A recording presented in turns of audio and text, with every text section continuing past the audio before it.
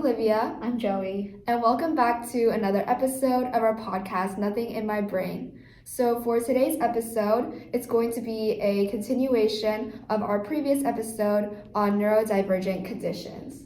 So we're going to start off with dyslexia, which is a condition that affects the brain's ability to process language, and people who have it find it difficult to read, write, or spell. And this is like a learning disability, but it's not like a sign of like low intelligence or laziness. It also impacts other areas like memory, organization, and the keeping and timekeeping. And so I think what you said about intelligence is really true. So the Yale Center defines dyslexia as an unexpected difficulty in reading for an individual that has the intelligence to be a much better reader. So basically you have the tools, but you just have trouble reading.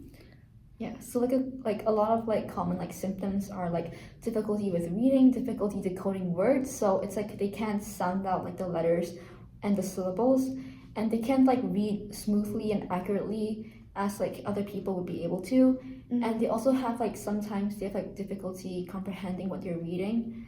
And in terms of like their difficulty with writing, they'll have like spelling errors, trouble with grammar, trouble organizing their thoughts on paper.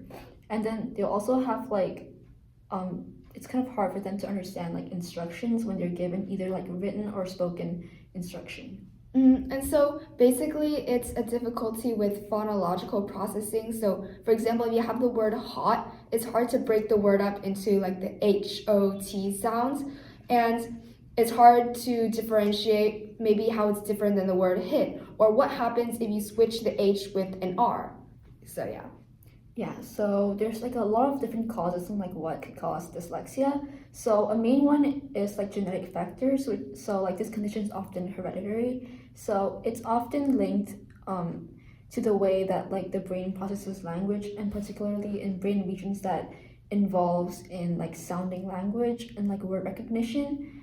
And so there's like multiple types of like dyslexia. So phonological dyslexia is the difficulty with distinguishing units of sound. So like if you say like the word umbrella, it will be umbrella. Yeah. And then like also surface dyslexia, which is like the whole word recognition. So it's not just like the individual phonological sounds, it's like the entire word umbrella. And then there's also double deficit dyslexia, which is both phonological and visual processing that they have difficulty with. Yeah. Okay.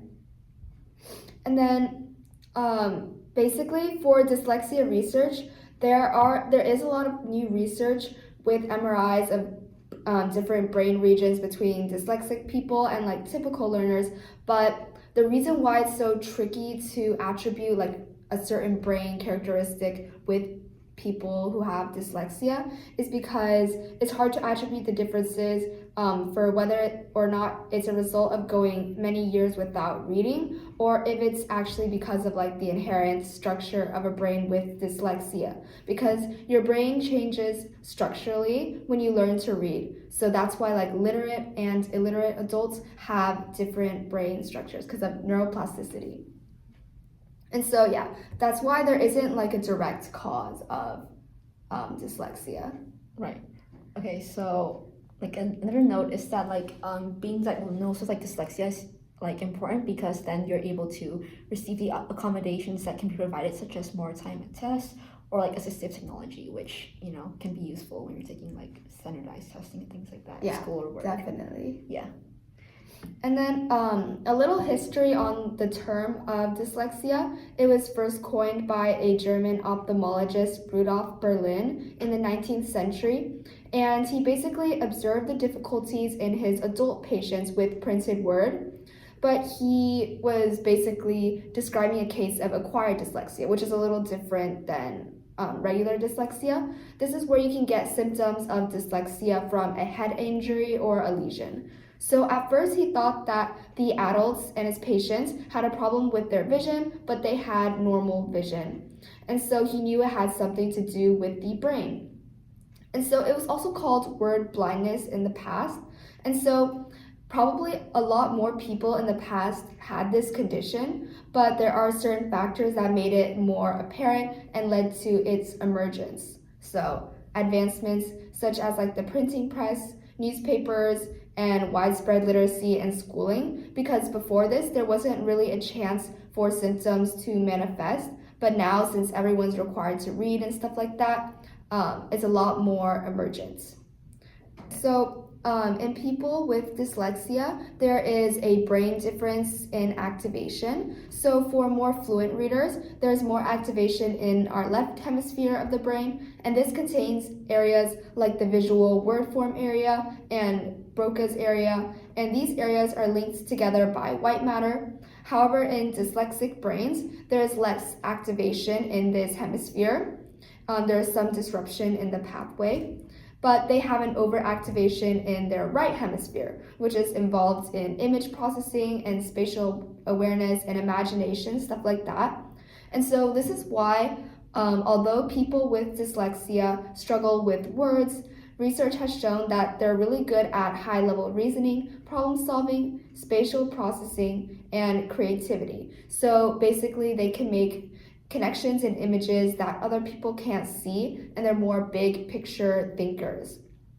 So basically in this study, college students were asked to memorize blurred images, and those with dyslexia outperformed neurotypical individuals. And so as for dyslexia treatment, this is a lifelong condition, and it doesn't really have medications and stuff, but people with dyslexia can overcome many of the symptoms with just persistence and patience and practice. So that means reading a lot and getting a lot of help from mentors, parents, teachers. And so typical children can become fluent readers, but children with dyslexia usually remain manual readers, meaning they have to read slowly with a lot of effort. However, with practice, they can speed up their reading speed. And so something interesting is that how well you read and write depends on which language you're using. So for example, phonological difficulty is less of an issue for more picture-based characters like Chinese or Japanese. And that's because in English, the letters and sounds aren't matched super consistently. So for example, the I and T in mint is pronounced differently than pint, but they're spelled very similarly. And so there are certain languages where it's more consistent, like Italian or Spanish or Finnish, and so children learn to read much more quickly in those languages. So yeah.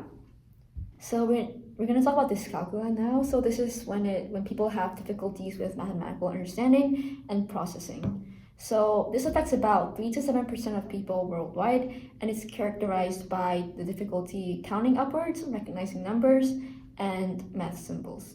Mm-hmm. So this is usually for children when they're the age of like going to school, and for adults or like teenage people, they might have difficulty doing simple calculations, understanding word problems, or difficulty breaking like problems into multiple steps and solve them.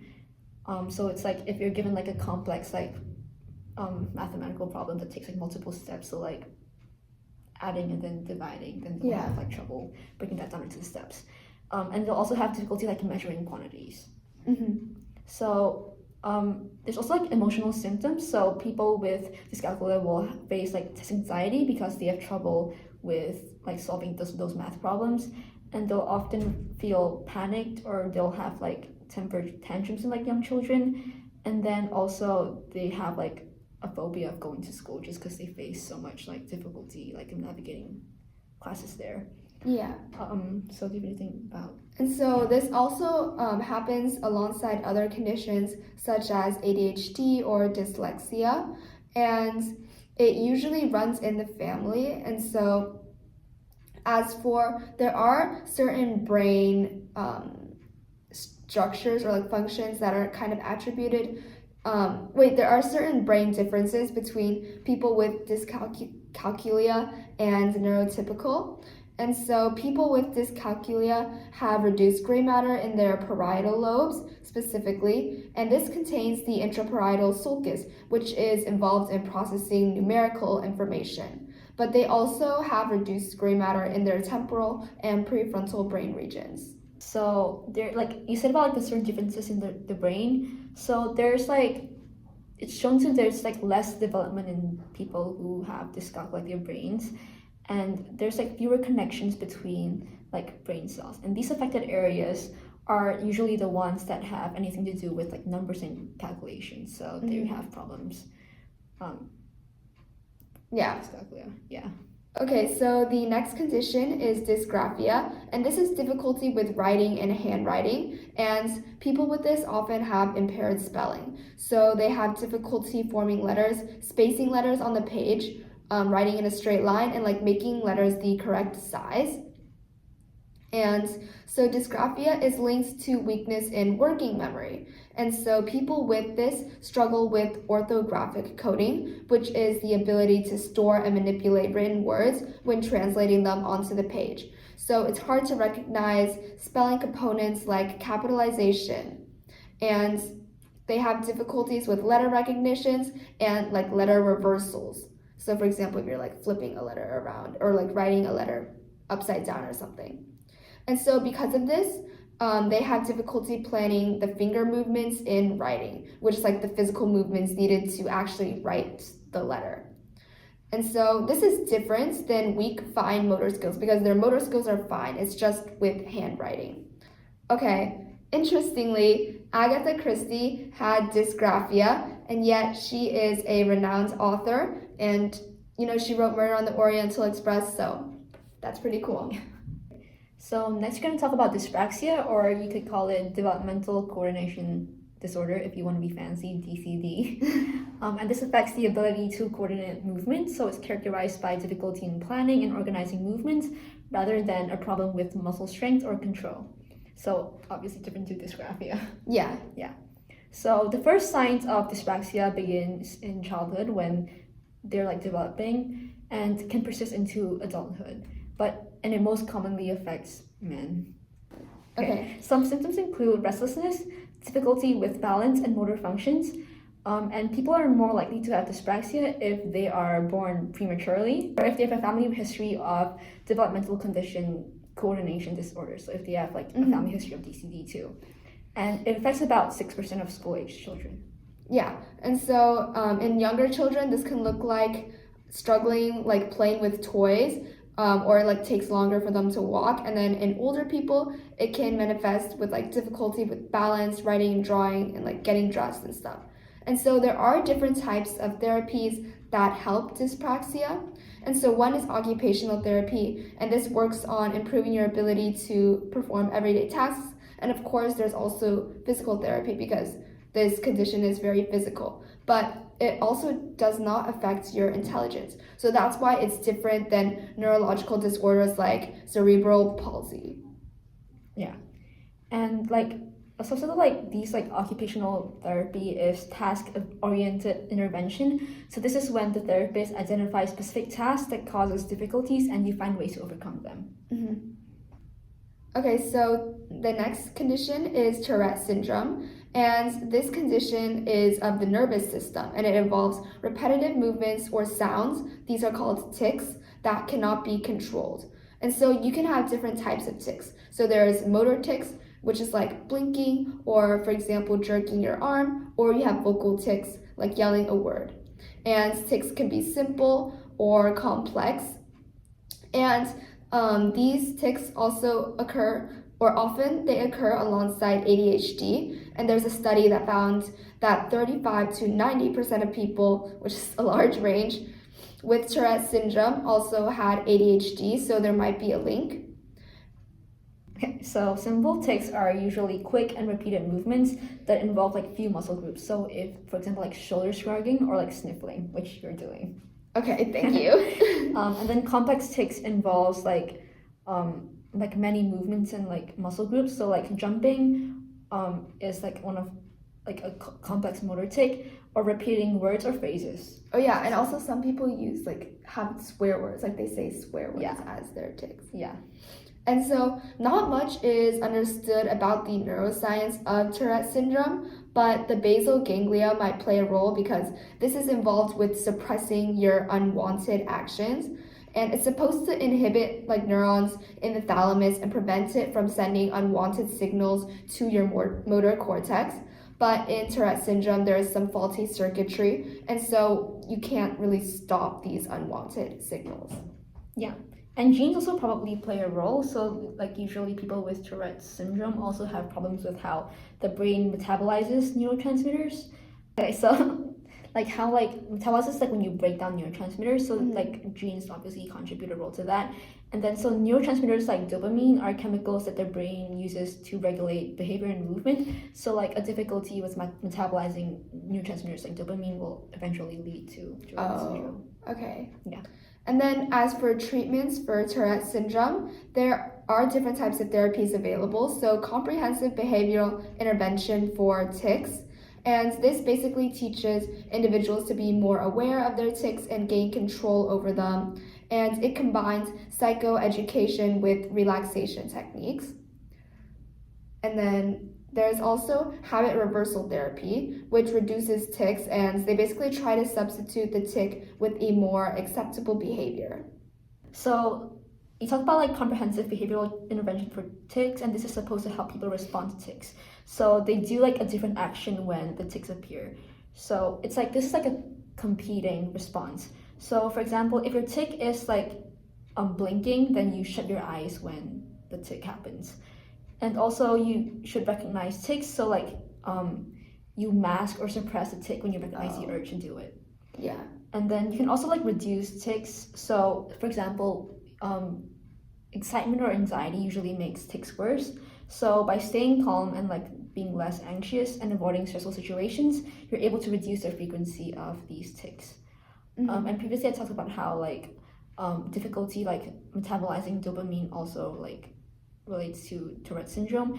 You can also take neuroleptics that limit your dopamine activity in the brain because dopamine increases tics as a treatment option. And then there's like another therapy called exposure response therapy, and this is mainly used for OCD, but it involves exposing people to environments or stimuli that trigger this repetitive behavior, and then they basically try to handle that response. So it's very similar to what you were saying. Okay, so in the last episode, we discussed basically how these categories are fixed, and again, this leads to a lot of misdiagnoses. So interestingly, 75% of the people diagnosed with like borderline personality disorder are female. And so some people theorize that women with autism are often misdiagnosed with BPD because they don't fit the male stereotype of autism. And then I saw like this video essay, and it basically said how psychiatry or psychiatric conditions are influenced by culture. Like you see these labels, they're constantly changing, and like I think it was autism or something, it used to be a side effect of schizophrenia. Really? Yeah, I think so. I'm not sure, but I think it might have been.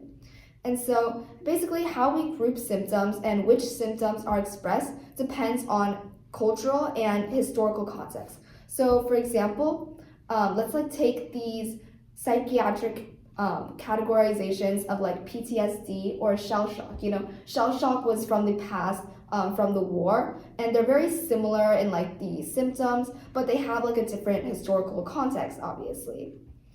And so these labels, again, they do provide clarity, but they kind of are not always objective in a way, because in the 19th century, this is an example, but male soldiers on the battlefield would be diagnosed with shell shock, while female nurses would be diagnosed with hysteria, but they displayed the exact same symptoms.